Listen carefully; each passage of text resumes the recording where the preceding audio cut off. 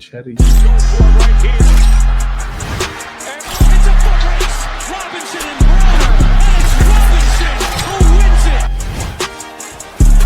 Oh, it is picked off on Amukamara. Can he get past it? Picked off on Amukamara. Can he get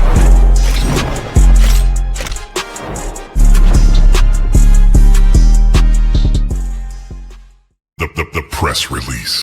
I ain't gonna lie, man. That intro is pretty hard, man. Gotta love it, man. But this is the press release, episode 7.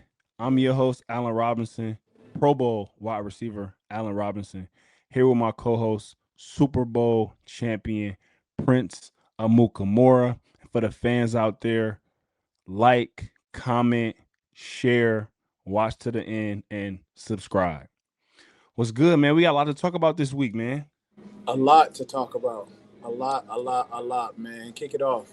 The biggest thing on my, as far as my alma mater and that kind of took college football by storm this weekend is Penn State firing James Franklin. It took me by surprise. I do want to give Coach Franklin a special shout out. I never played for him, but I do know the circumstances and the situation that he took over at Penn State with us coming off a sanction and being limited on scholarships and seeing what he did with the program in a 10-11 year span, getting us to a Rose Bowl, winning a Big Ten championship, getting to the college football playoff, winning in the college football playoff. But unfortunately, things had to come to an end, and Penn State is moving in a different direction. And like you said earlier, that's coming off of 3 straight losses, which I don't think we've had in quite some time. One of those losses being to a winless UCLA, a top-ranked Oregon team at home, and then also a Northwestern team at home. So it was some stuff brewing, man, here over the past few weeks, as you can see. But like you said, but I know one thing though, man, and you got that N on your chest, bro. We gonna give it to y'all though, still, bro. Still. Yeah, right. I want to make sure that that's known. I want to make sure that's known. But that's the thing. I'm still showing pride. You're not even wearing. You haven't wore Penn State gear since when, man? What's up, man? Man, listen, man. I be at Penn State. I support Penn State, man. Penn State know what it is, man. From the biggest receiver to come through Penn State, man. They know what it is. I'm gonna fact check that. Man, come on, bro. I'm gonna fact check that. You don't have to go far. My thing is this with the whole firing is this situation comparable to a Dabo Swinney? In a sense, I know Dabo Swinney never lost 3 in a row, but it's not. Well, I don't think it is because Dabo won national championship. He won 2 there. 2 national championships. So you're saying his leash is a little bit longer? Yeah, I mean, once you've actually won the Natty and they know that you can win the Natty, yeah, I think your leash grows a little bit because we've seen you do it. We've seen you do it. We need that little I wish I had my soundboard because it's a little video that goes around of a dude. I seen him do it. We got to put that in there. But we've seen Dabo Swinney do it, which I think kind of changes the circumstances a little bit. But listen, the state of Penn State right now and the future, man, I saw some guys decommit. I want to send a message out there to all Penn State recruits, man. Listen, man, it's about the university for the most important thing. The same situation that I wasn't a part of it. Well, I was a part of it, but when Joe Paterno stepped down, Penn State preached that they were going to bring somebody in there who was going to get the job done, who was going to be a coach that, preached getting his guys to the next level and so on and so forth. And they brought in Bill O'Brien, which he did that, and then Bill O'Brien left. And then same thing, and then we brought in James Franklin and we've seen what he's done. So to the recruits out there, man, keep calm. They're going to bring in not a good coach. They're going to bring in a great coach, somebody who's going to not only get the job done, but get players graduated, get players to the next level and continue the tradition of great Penn State football. So again, unfortunately, we had to fire Coach Franklin, but I'm excited for the future of Penn State. And again, I don't have a choice but to be. Again, it's never good seeing a guy fired, you know. So I don't want to make it seem like that was something that, you know, I was preaching or anything like that. You know, I had a lot of support and respect for James Franklin. I think he's done a lot for the university. But at the end of the day, now all we can do as the alum and former Penn Staters is look forward and help, you know, continue to push the program in the right direction. And speaking of that, your guy out in Nebraska, he's a Penn State guy, Matt Rhule. Yes. I didn't Yes. listen, man. I'm not gonna lie to you. It's only a couple coaches that I've heard of when they ask him the question about Penn State that they legitimately said kind of no, which was the coach at Indiana right now. He said that he's building the next powerhouse in college football. So when I said, I don't even want to mention his name. I don't even listen, man. When he said that, I'm like, man, I ain't even, you feel me? That kind of, I don't want to say that rubbed me the wrong way, but it's like, all right, cool. Stay over there then in Bloomington. You feel me? It is what it is. You feel me? But He I heard just Matt got Rhule paid speak too. on it. Matt Rhule, man, all he said was how much he loved Penn State, and you Well, know, as he should. He went there. He played there. He said he met his wife there. But the thing is, the AD Pat, him and Matt Rule are friends, and that's the guy I heard that hired him at Temple. really, Yes. So there's a lot of connections. A lot will of y'all quarterback come too?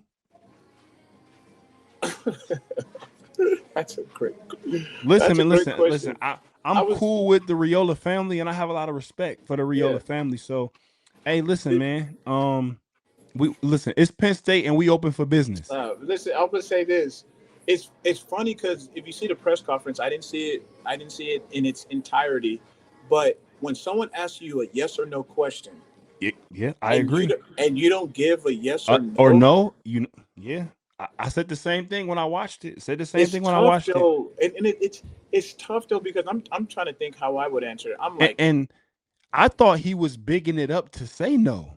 You know what I'm saying? yeah. Me too. Me too. And that never, the no never happened. Yeah, The no never happened. He just said how much he loved Penn State, and he said how much coaches go through and everything like that, which, you yeah. know, I get and I understand, but he never said no. You feel But me? So it's tough. It's tough because say he does shut it down, right? Say he does mhm. shut it down. Like, no, I'm not going to Penn State, right? I'm not even going to entertain it.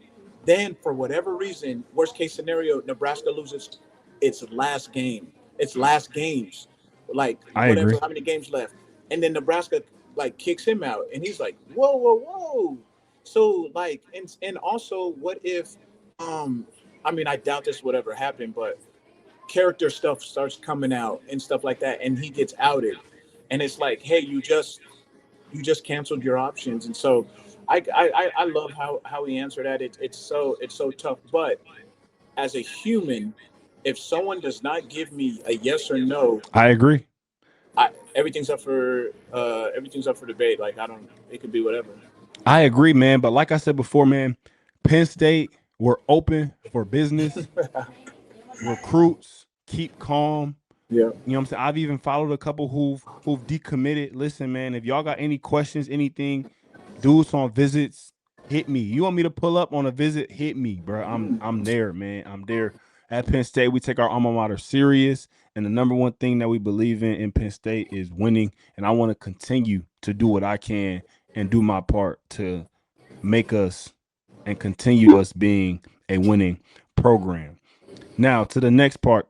Unfortunately for the fans this week, it was no BTA, man. It was a game that was close, but it's been a lot of parity in the NFL, man. Yeah. This week in particular had a lot of close games, man. So no BTA segment this week. That's probably my favorite segment. Hopefully next week we can get back to that, but we do have some game balls to give out. First up on the list, Patriots versus the Saints. Drake May. Man, Drake May has been playing lights out. As we just saw, the Buffalo Bills suffered a loss, and now New England Patriots are the number one seed in the AFC East. Coach Vrabel has those dudes playing right now, man. I think he was a phenomenal hire for them, a person who not only understands the New England Patriot way, but also understands the way how to build culture in a locker room, a guy who's played and relatively recently played. And when you even hear people speak to him about how it is playing for him, um, it speaks volumes. And not only that, but look at the Tennessee Titans now, post Mike Vrabel era. You feel me? So, I mean, man, I think he's going to continue to do his thing there. I think the New England Patriots are going to make some noise, man, and they're going to be a force to be reckoned with. Dre Make, he's been looking more confident each and every week. 100%. And like you said, GMs, owners, you have to be careful what you wish for. Like the grass isn't always greener on the other side. The grass is greener where you water it. Like these one and done, Facts. these two and dones. It's just you got these owners and GMs are so thirsty to win, which you love, but I feel like you're not going about it the right way, and I so agree. I agree. And particularly, you're speaking of Tennessee, and we'll kind of get to them a little bit later in the show to kind of speak specifically to the situation that they're going through. But the next game ball that we have is Colts versus Arizona Cardinals. Jonathan Taylor. mm, And the Colts are continuing to roll, man. yeah. Going into the season, that seemed to be one of the weaker divisions in football a little bit, but with the emergence of Daniel Jones and that offense, obviously the Colts always play sound defense, and they have a bend but don't break kind of philosophy. But man, that 1-2 punch as far as Jonathan Taylor being able to get the run game going, and then Daniel Jones being efficient and not really turn the ball over is, man, the Colts are playing well, man. And I mean, on the flip side, it's Arizona Cardinals. Come They've been on, up man. and down. I mean, you and AZ, man, what's the vibe like in Arizona? Is it more so they're just missing some pieces? They don't have the talent. What do you feel on the other side of the ball is with the Arizona Cardinals? I mean, I think like you said, I think the town is always hopeful, but it's doubtful at the same time. I think once we see any type of promise, we're on board. Like all right, but at the same time, we're waiting to be let down. Unfortunately, just because I mean that's how it's happened with us here in sports. But it's a long season. I think Jacoby Brissett played a solid game. He did. He played well. He played well. I mean, K1 he was was out. he was a candidate. He was a candidate. Yeah, Um, Unfortunately, on this show, you cannot get a game ball without getting a dub. yeah. That's You got to. if anybody knows in NFL locker rooms, when you lose, nobody gets a game Nobody ball. gets You're involved. not Yeah, gonna come in your locker and see no painted football in your chair or none yeah. of that. It's so funny because I also want to I have this as a segment too, but since it come up, we could touch on that a little bit. Is it's always funny when you have a great game in the NFL and then you lose. It's like, dang, you know what I'm Yeah, saying? Like, yeah. obviously you You wanted your lost, but it's like, flowers. yeah, you want your game ball. You want your game ball, and some teams paint them. You know what I'm saying? They have your name on them. Yeah, You know what I'm saying? May even have your numbers. You know what I'm saying? May even right, have right. your stat line on there. But when you catch that L, nobody eats. B Yeah, nobody no, eats. Uh, right. Another person, and I've been hearing it at the game. MVP chants were roaring Oh, down Baker. in Tampa, Florida. Yeah, Buccaneers yeah. versus the 49ers. Baker Mayfield. Man, he's playing out of his mind right now. He is. He is. I tweeted this out. It's his MVP to lose. He's no matter what the circumstance. Mike Evans goes down. I don't think he had Godwin. Um, Emeka Emeka. Buka. He went down, and he just keeps trucking along. He finds his boy Sterling Shepard. He finds Taze Johnson, who did that crazy acrobatic Yeah, he backflip. did. And so he's just a playmaker. He has a lot of moxie. He has a lot of grit. And I was going to say this about Daniel Jones is when you see your quarterback exude that type of confidence, it's easy to follow that. I agree. I agree. And I think what makes it so impressive is the fact that he's doing it without all those guys that you Hmm. named. You see the Sterling Shepherds step up and make big plays. You're seeing Tez Johnson catch go-ahead touchdowns in crunch time. And that's what you want to see from your quarterback is you want to see your quarterback elevate the level of play of all the guys around him, which you see him do. Because normally in a lot of situations when you don't have a guy playing at an MVP level or playing at a little bit less level, when some of those guys go out, you see the play of the quarterback decrease. In this instance, we haven't seen that. Third and longs, Baker Mayfield getting long scrambles, standing in the pocket, keeping drive alive. Man, he's putting those boys on his back right now. And obviously, I think what is so cool about their situation is having a defensive-minded head coach. You know that side of the ball is going to be solid. So as long as Baker continues to run the show, on his side of the ball, man, Tampa is going to be a force to be reckoned with as well, man, because I think they're going to continue to gain and build confidence. And right now, you're building the confidence with all the younger guys with some of those more experienced dudes out. So once you're able to get them back, I think they'll have a nice blend of some of the guys who are young, who have experience, and with some of those veterans coming back to be able to make plays in crunch time. And last on the list of game balls, we kind of spoke to it last show, and Patrick may have heard us, man, because I mean he came out this weekend and the Chiefs, man, they were rolling. Chiefs versus the Lions. Patrick Mahomes had to give him the game ball, man, and you kind of spoke to it. I don't know how many 100-yard receivers they've had this year, if any, but I think he's kept it steady with some guys being out. They get Rasheed Rice coming back. They're a 3-3 team. I feel like Kansas City is on the up and up here. Without a doubt. And you see him relying more on Kelsey last year when he had those receivers. I didn't watch the film. Kelsey could have been doubled, but it didn't seem like Kelsey was getting a lot of action. But now you see he's relying on Kelsey. Anytime there's like a hot read, meaning there's a guy blitzing and he has to find someone to get the ball to, him and Kelsey are already in sync, and he knows where he's going. And Steve Spagnuolo was my DC at the Giants, and you can just tell on defense that they really got something going. I mean, to do what they did to a Detroit Lions type offense, and you know more about that than most of us. I think that says a lot about how they played. I agree, man. And those are two good teams that played. So when teams like that play, I don't really overreact to win or loss by either team. I mean, it's good on good. I don't think you really start to see the things take shape for those teams until a little later in the year when we kind of know what the roster is going to look like as far as health wise later in the year. But to the next segment, fantasy or reality. You spoke earlier in the show of just how kind of things are in Arizona as far as having a little bit of hope around the city and what that feels like. So first up on the fantasy or reality segment, the Giants. Can they make a wild card push? Fantasy or reality?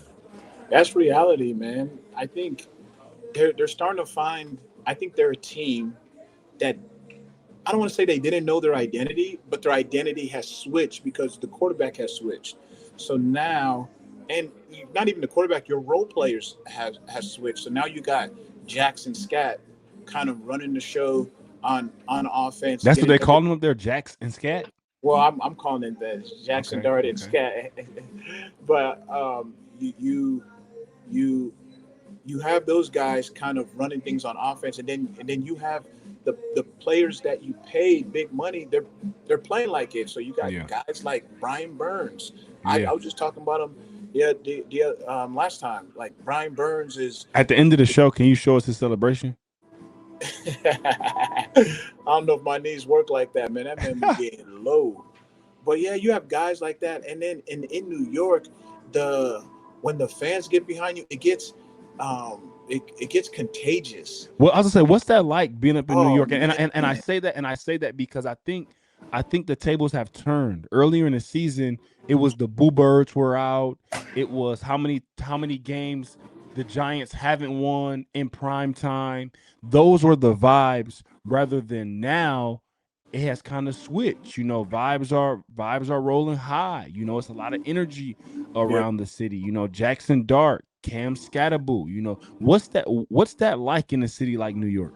It's beautiful, man, and it's like I said, it's contagious, and it just makes you want. I mean, you already want to do your best, but when you feel the fans behind you, and you have their support, it just makes you just want to turn up even more. And I was at that game Thursday night. You saw my video that I sent to Gilly, and so it would like you just see the fun, you see the love, and this is a team that's definitely on the rise. I remember in the beginning of the season they were saying that the Giants were going to be favored, and Yeah. now now those wheels have turned. And this is my last question on this kind of on this part of the show, but as far as being a Giant alum and former New York Giant, what would be a successful year for the Giants? Obviously, you said they can make a wild card push, but what would be a successful year for them? Is it just continuously building for the future? Is it maybe being 500, allowing their younger players to kind of be a part of some wins? But what does a successful season look like for the Giants? I think the Giants are win now. I think playoffs. You get into playoffs, and I think you can build off that. But I think the Giants are definitely in win now. I would say that they found their guy, or we found our guy in Jaxson Dart. So we have our QB1, we have our RB1. Even though Neighbors is out, we have our wide receiver one, and our defense is set. So. Um, like those are all the recipes for success. And so I think it's playoffs. I think it's for sure playoffs. I think everyone else before the season, like I said, counted the Giants out, but I don't think the Giants ever counted themselves out. And so it's for sure playoffs. Next up on the list of fantasy or reality, it's still enough time for Lamar Jackson to come back and save the Ravens. What's the record? They are 1-4, I believe. I mean, a hammy, Let and me that's how fact he. check that. And it's a hammy. No, they're probably 1-5 because we're going to week 7. I feel like they may have had an early bye. Let me Okay, check now. but 1-5. 1-5 1-5. That's is what the I'm record. saying. And it's a hammy, and he uses his legs to make those plays. Um, oh man, I mean, there's 17 games in the season. I mean, right now the best they can do is go. Wild card. Yeah, I mean, and that AFC is so stacked. I mean, it's not looking like they're going to make the playoffs. I'll say this: their division isn't the greatest, It's not the greatest. That's what I'm which saying. kind of gives them, I guess, a little bit of hope. I mean, there Yeah, are still some factors with other teams. Obviously, now with the surgence of New England, right, that doesn't help anything. right. But Jags too. I mean, there's a lot of good yeah, AFC yeah, teams. The longer he stays out, obviously, the harder it's going to get. And it's like, nah, I'm not gonna rip him. But it's just like, I mean, Cooper man, Rush. I mean, talk your stuff. I'm saying Cooper Rush. Like the thing with Cooper Rush is this: is that he's not even the same type of quarterback. I think they had Tyler is a Huntley Yeah, before. he Talk finished Scoot. the game. He finished the game this past week. Oh, he finished the game, Yeah, yeah, yeah, so he's back on the roster. yeah, Yeah, so I'm saying like he should. He's similar. He's as similar as you can get to yeah. Lamar. So you're not changing your play calls. The QB the RPOs work, and so like with Cooper Rush, I mean that's we had an argument about conventional quarterbacks. It's Yeah. easy for the defense to plan Especially going against from that. especially going from a system like that in particular. Yeah, so that's It's tough. So tough. so that's for sure. That's I mean it depends when he comes back, but that's fantasy. Wow. Um Another one, fantasy or reality. It's time for Shador Sanders. Oh my, it's been time. It's it's been time. I mean, Gabriel's playing good, but my thing is my take on Shador is let's just rip the Band-Aid off. I mean, if I was him, I would have him. I would have if I was him, meaning Coach Stefanski. I would have one person up, one. I mean, it's going to be So trial and error. you would just kind of rock with the two quarterback system at this Man, point. let me see how someone is one game. Let me see. I I feel mean, that. but I mean, Miles I'm Garrett. outside looking in. I'm outside looking in because he probably already done that in practice. See, that's the thing. I'm tripping like I'm not like I haven't been a player. And these players know like we know who should be playing or shouldn't. Hmm. So us as an outsider, we might think something else, but they have all the info. They've done all the evaluation. I mean, Miles Garrett even kind of spoke to his frustrations about continuously losing games the same way, and that's with the lack thereof offense. And their defense is playing well, holding teams to when it comes to points, very respectable numbers, that they're holding teams to, and that also that they're putting up on defense. So I think, again, the more a guy like that gets frustrated, um, obviously you have to cater to him a little bit. He's your star. He's the team that he's the person everybody's going to rally behind. So I think they definitely will have some type of a change coming soon because the offense has just been too slow.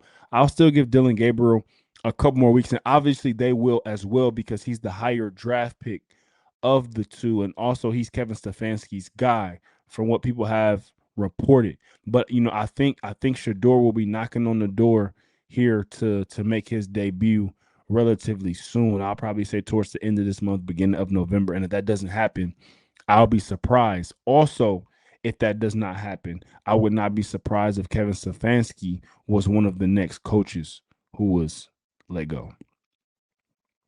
So very curious to see. Last on fantasy or reality, the problem in Miami is Tua, not Mike McDaniels.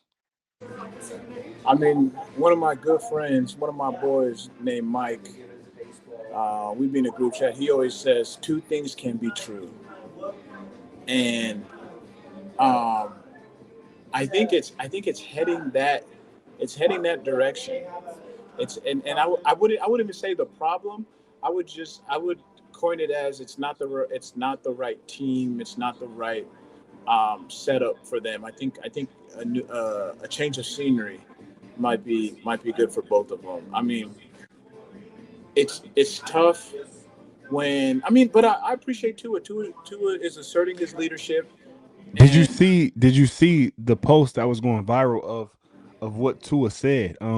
about players not. Yeah, I mean, is that snitching, dry snitching? How you feel about that as a I'm player? sure. As a player, if you heard the starting quarterback Yeah. come out and say that, how would you feel?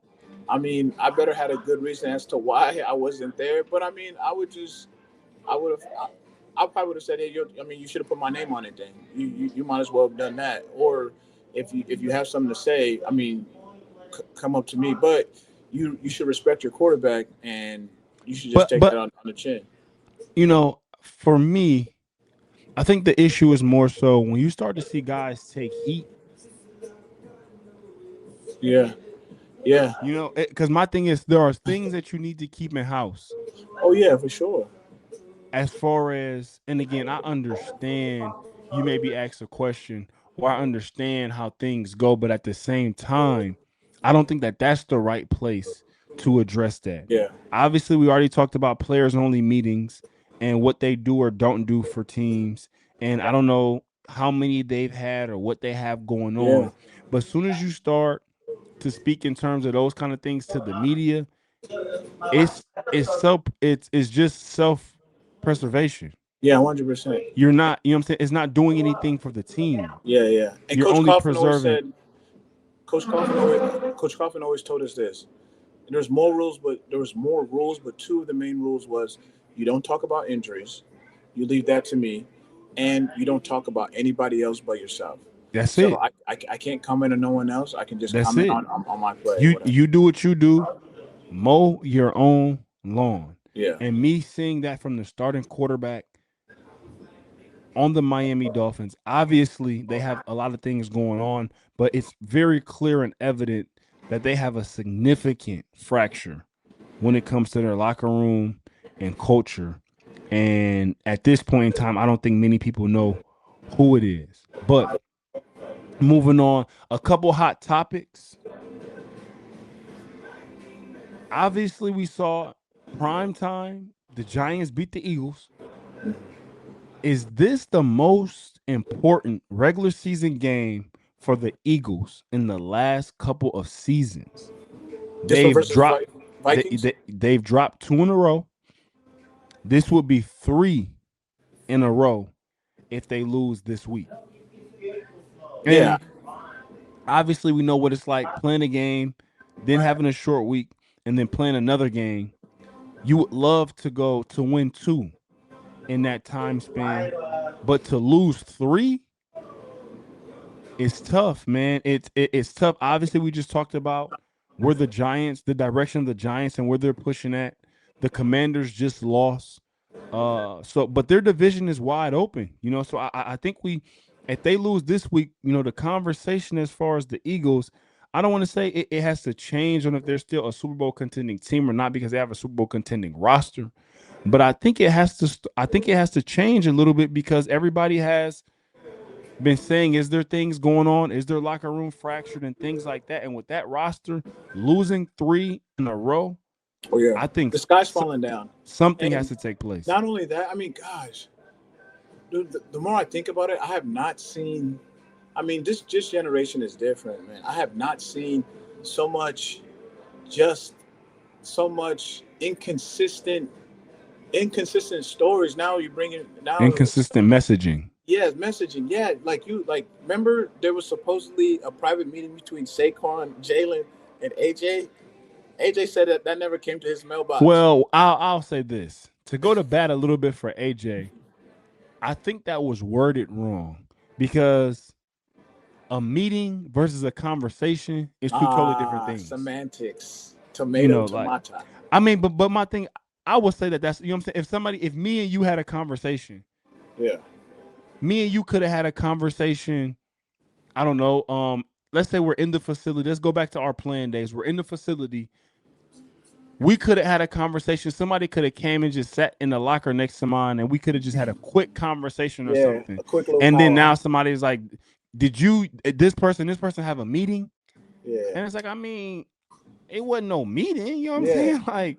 Like, you feel me? So I think that's a little bit more so of what it was. But like you said before, I think it speaks more so. But why is that out there? The meeting wasn't there the meeting wasn't there when they had it. How are people? And that's the thing. And I want to make sure we clip this. What I'm about to say.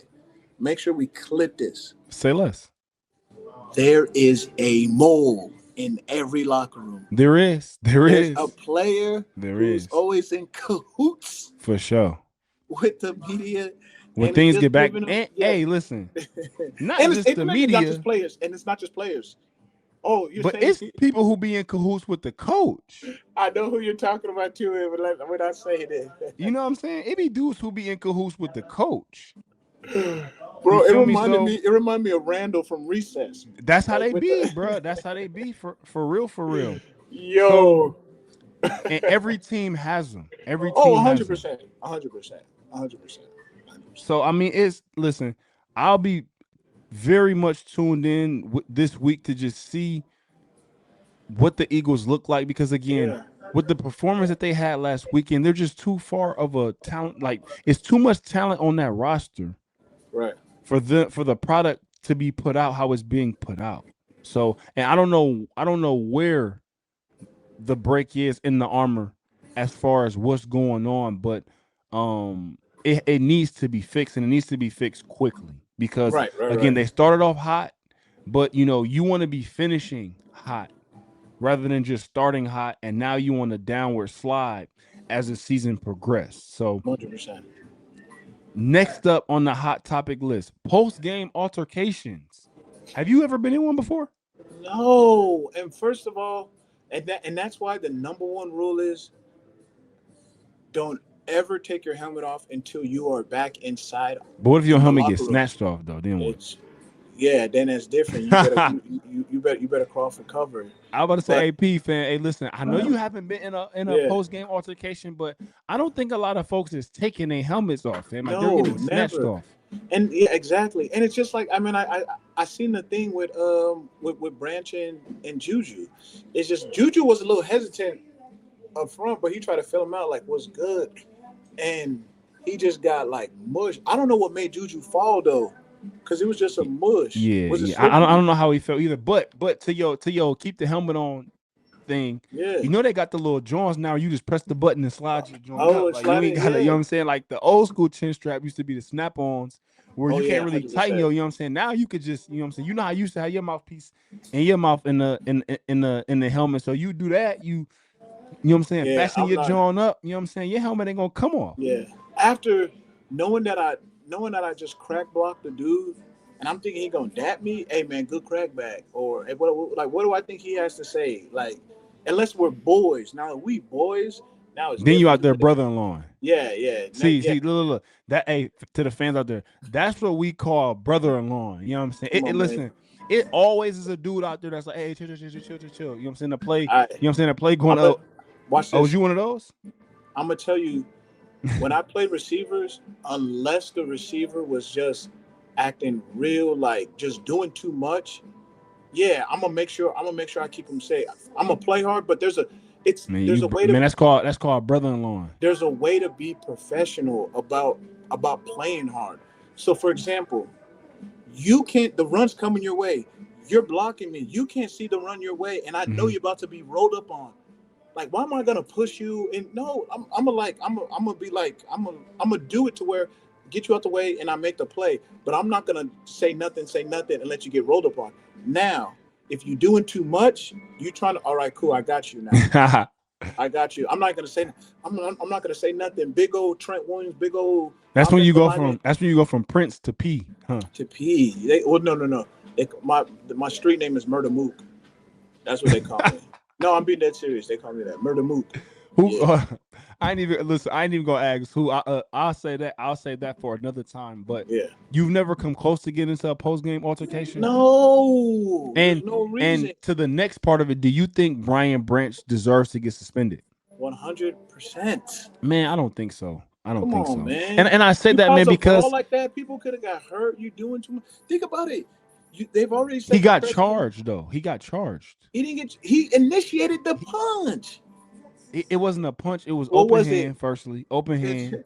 bro? A mush, But my thing whatever. is, and I say that because, man, it's the NFL, man. Oh man, If that's the what they game is want, over. If it was in the if that's game, what they want, then they should go just watch come high on, dude. school Catholic You League can't you sports you can't say to that for whereas you can't say that right here.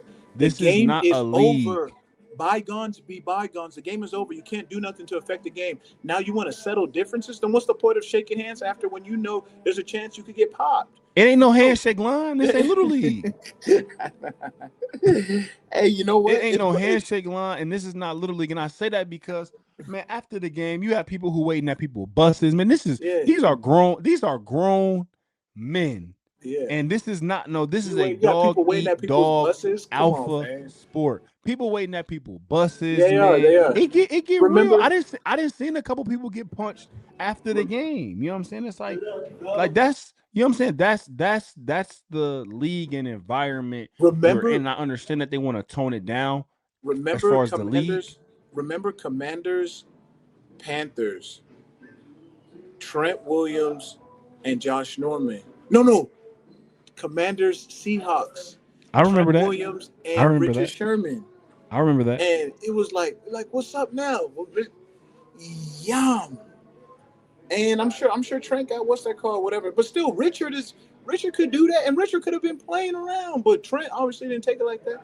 But Richard took that. Richard took that like a dude. Like Well, he ate also I that. forgot that the league has been a super stickler about sportsmanship this year. Yeah, man. You So got I kids. mean, You I guess got it's kids. You warranted. got kids who are viewers, man. Now, now you got my kid. My kid was doing that. Now, my kid mushed another kid at school Are after. you, man, you playing? I'm trying. I mean, listen, man, that was a late game. Kids, you know what I'm saying? put the kids to bed. You Nah, feel this me? dude. No, but I feel you. You know, it is a sportsmanship aspect, and I may be a little bit Yeah. biased, but I don't think BP should have got suspended. You know, fine him. You know, give him his warning. Don't let it happen again. But you know, obviously the league wants to set precedents with deading that. Yeah. And the next on the hot topics list, and we kind of spoke a little bit about Tennessee Titans earlier in the show because they also fired their head coach. But how much does scheme matter in the NFL? And I ask that because I do think by Tennessee Titans firing their coach so early into the tenure of Cam Ward, they want to try to figure out the Cam Ward situation very quickly as to how they can better it. Because again, we've saw now a lot of first round quarterbacks, they may have not had immediate success, but getting another handler or the right tutelage in a different place and becoming more comfortable or more familiar with that system, we've now saw some former quarterbacks thrive in other environments. And as a person who's been in the NFL, man, I don't think the fans understand how much scheme matters as far as what you're being asked to do as a receiver, what you're being asked to do. That may be playing in the slot, playing outside. You know, as a quarterback, you know, how much are you turning your back to the defense versus what you really did in college? And, you know, I think that that's something that's very much not talked about enough is what the scheme is like versus how that plays into the talents of the player. 100%. But I mean, also being under center, being in shotgun, pro style offense, and stuff like that. But again, evaluation was done draft, combine, off season. You should have known. You should have known the type of. You should have known what you had in in your quarterback. It's not like these are plays that are foreign to the quarterback that they have not ran all year. I feel that. And so now, if they're realizing, whoa, this might not be the scheme for him, now it's just like, okay, yeah, we got to fire, or not even that, this is the right scheme from him, but he's not being taught it right or whatever. Then I think they just need to find another quarterback whisperer, like how, like, because the quarterback whisperer right now is who? Kyle Shanahan. Like, you go Kyle to him, Shanahan, Kevin O'Connell. Kevin O'Connell. Yes, you go to them, you're gonna get right. I mean, you heard. But it's only a uh couple of those though. no, I agree, but you heard a guy, Daniel. You heard that Daniel Jones. Talk about the preparation. Yeah, exactly. Like, man, like I thought I had it great over here, but when I went over here, wow. Like, and I mean, and he took that with him. Again, look at Sam Darnold. Yeah. So, yeah, they're just looking for more QB type whisper type head guy, and I think when you have a rookie quarterback, I think you do need that offensive friendly, that offensive guru type of head coach. I feel that. And I mean, but he can't. I mean, their head coach supposed to be an offensive guy. But what I was gonna say is, have there ever been a scheme that you played in that you Oh didn't particularly fit no, well, I or that think you weren't a scheme fit? I think corners have to be versatile. I think you have to be well rounded, and I was a man guy, but I could have played I could have played whatever. So I I feel. think I mean, I feel that. I yeah, feel that. and so I mean, and as a receiver, I mean, I feel like it's the same. I mean, the routes are the routes, unless there's routes. Actually, Well, there it, was it depends. It depends because sometimes you have offenses where. I'm trying to think how I can put it to the well, listeners. like conversions. I know there's some people who don't convert. So I remember people But say, you have "Hey, offenses as a receiver where you have some that's like you have some offenses on a route tree that's like Cheesecake Factory menu, yeah, and you got yeah, some offenses that's like kitty menu. yeah, You know what I'm exactly." No, I saying? believe that. Where and no receiver wants the kitty menu. No, It's just too 100%. easy to guard. You know what I'm You saying? Where want I'm to have only so many running, tools that you can use and stuff and I like say that. that because you have some guys, you have your big physical athletic specimens who are across the board scheme friendly. They can run a go, slant, or stop, and you give them three routes, and they're gonna win all the time. But again, to the majority of the receivers, and at different point in guys' careers, they can't always do that. Therefore, from a schematic standpoint, Right. you might want to be able to run a seam route. You might want to be able to run a deep cross. So for teams and offenses that aren't occupying all three levels of the field, it makes it a little bit more difficult to get off and Gotcha. have success. But the next topic of hot topics. We kind of spoke to it a little bit earlier is playing well on a losing team. Mm. That's not fun. As a person who's done it before, going to the Pro Bowl, having, very good years. Obviously, you're doing your thing, and that's enjoyable. I mean, at the end of the day, when you go home and stuff after the games, I guess you can, I mean, you can hold your chin up a little bit, but man, it's nothing like playing well and winning at the Yeah. same time, man. Because like we said before, losing is depressing. I don't think you don't get the notoriety either when you Yeah. on those losing teams, and that's postseason accolades, postseason awards, and all those things are affected. Was there any point in time in your career that you had a really good season or a really good span of games and y'all just couldn't get it done on the winning side? Yes, of course. I mean, it goes back to what you said about having great games and then not getting the game ball. Yeah, it's unfortunate, but we know in the league, the eye in the sky, don't lie. You're always being evaluated, no matter what. Always being evaluated, and that's the thing. When you're losing, you want to be on the good player side because everything gets heightened. Not For running sure. back, not For running sure. backside, not running backside of the ball. I remember one time Brees we were Hall kind doing of said that last week. we were doing so we were doing so bad through a stretch, and then the coach brought up like a highlight of dudes low. You don't ever want to be on the low flip, like Yeah. on the low film, because that's just effort. So loafs, guys missing tackles and stuff like that, and all your peers are seeing it. The scouts, everybody's seeing it, and you're just like this, like Yeah. you're not trying to be Yeah. on that film, and so but then when you are the good player on the bad team and you're playing your heart out and stuff like that while everybody is not doing well and you're still showing up, you're still not even on the field, but like in the weight room, you're not being late to meetings. You just have to make sure you're doing your best in every area because it cuts are going to come when it and then next year when it comes down to being evaluated on who they should retain and stuff like that. And then also coaches and scouts talk, GMs talk. So when the team wants to ask about you and find out about you, they're going to ask your former team, hey, when things were going down, how was this guy's attitude? And so you want to be on the up and up. I heard about like Garrett Wilson. They That's what I said, was going to bring up. well, they say that someone had said that like his talent is being wasted, and it had me think like everybody can't just be on a good team because then Yeah. like Yeah. it's just gonna be stacked. Yeah. Like, what about like Dan Marino? He never made it. Like And again, and I say that, and I'm glad that you brought that up because people don't understand also that that's the reality of the NFL, and that's the yes, reality of professional sports. People always say, "Well, you didn't win a ring, or you didn't do this, or you didn't that." It's like at the end of the day, you can only control as much as you can control, exactly, and you can hope that you put yourself in the best situation with all things included. right, Obviously he signed an extension this past offseason with the Jets. So him being in this situation, coming off of the years that they've had, is not foreign territory. I mean, obviously they brought in Aaron Glenn, hoping to change the tide, which I think he is doing a little bit, man, because yeah, they're losing games, but they're competing, they're battling. They lost to Tampa, they blocked the field goal. yeah, They lost this one in London 13-11. I believe, and they gave and their defense, man, played lights out. They yeah, got stop after stop after stop after right. stop.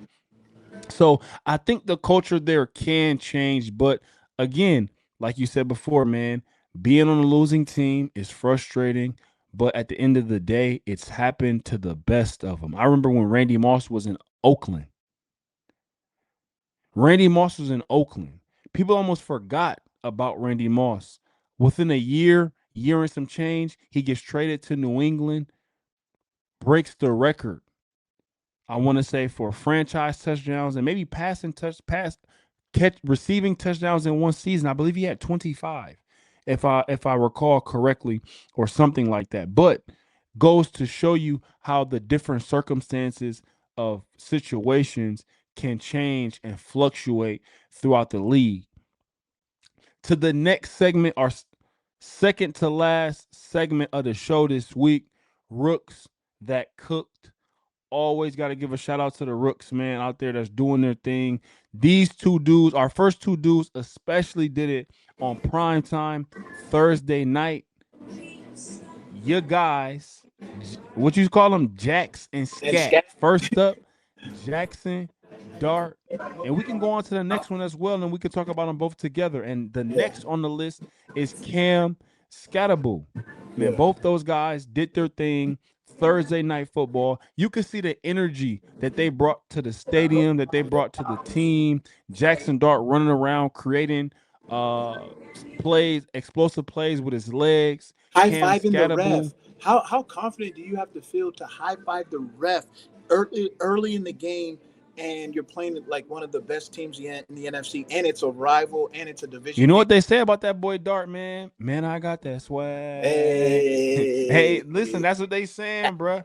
They saying that Jaxson Dart has a little different aura yeah. to him right now. But man, shout out to those two dudes, man. They are playing their behinds off. And next up on the Rooks That Cooked is Ashton Genty. Oh, he's coming Um, along, man. He's man, he is ascending. coming along, man. And obviously the Raiders, with Geno Smith not playing as well as the Raiders would want him to. And that's obviously, that's not just me being critical. I mean, he has said that himself as far as some turnovers and things like that. So the Raiders have had to heavily lean on the run game as of late. And Ashton Genty, it's not easy taking on that workload as a rookie, but being able to do what he's doing for them this past week to help lead them to a victory against Tennessee, we had to put him on the list this week. And last but not least, the guaranteed picks for week 7 this week. I have the Kansas City Chiefs over the Raiders this week. I have Patriots over Tennessee. I think they continue to roll. I think they add another win to the column. Mike Vrabel is going back to Tennessee. I think he's going to get those guys fired up. They say that games aren't meant to be Oh, taken personal yes, in yes. sports, but I think Coaches are this human one too. will be personal for Yeah, Coach Vrabel. yeah. Coaches are, and he's a former player, so he knows. He knows what it is. He knows what it is. I like that. The Chicago Bears now just beat the Washington Commanders. They're Wow. stacking wins week to week, and Yes. that team is continuously looking better. And the thing that I think is the big difference for them is Ben Johnson Of course. teams are going to play well in close games. Yes. And I think the Bears are now finding themselves in close games and winning. They just beat the Commanders by a field goal. Earlier in the season, they beat the Raiders by blocking a field goal. And I say that because when you start to see your team come together and win games late in the ball game, I think you have a good team brewing. So I got the Bears over the Saints. And last on the parlay, I'm taking the Green Bay Packers over the Arizona Cardinals. Like you just said, Arizona did play well with Jacoby Brissett and had Kyler Murray out. This was the most amount of explosives that they had all year with Jacoby Brissett. But I think this one for the Packers is going to be a statement game. I think the Packers have been up and down all year. I think Micah Parsons and that defense finds a way to limit the explosive that Jacoby Brissett got last week. They keep a lid on the defense. And I think that Josh Jacobs and that run game followed up with some play action is going to get the job done. So if you have a parlay, go play that. The guaranteed picks of week 7, and I think you'll be right on the money side. That's it, man. Week up for this week, man. The NFL, I will say this. Every year it seems to be a little bit different theme when it comes to the NFL and just the parody of it. And this year in particular, I think we've saw from the Giants beating the Chargers to the Saints beating the Giants, to the Giants beating the Eagles, to the Kansas City Chiefs beating the Lions. I think that it's just been Commanders beating Chargers with a Jaden Daniels that just got back. yeah, and the Bears beating the Commanders. I Yes, think that this year in particular, we saw so much parity across the NFL, man, and that's what's made the guarantee pick so hard this, yeah. from week to week. So I'm excited to see what's in store for week 8, and can't wait to get it going, man, to break down week 7 going into week 8. So again, to the people out there, man, like, comment, subscribe, share. This is the press release.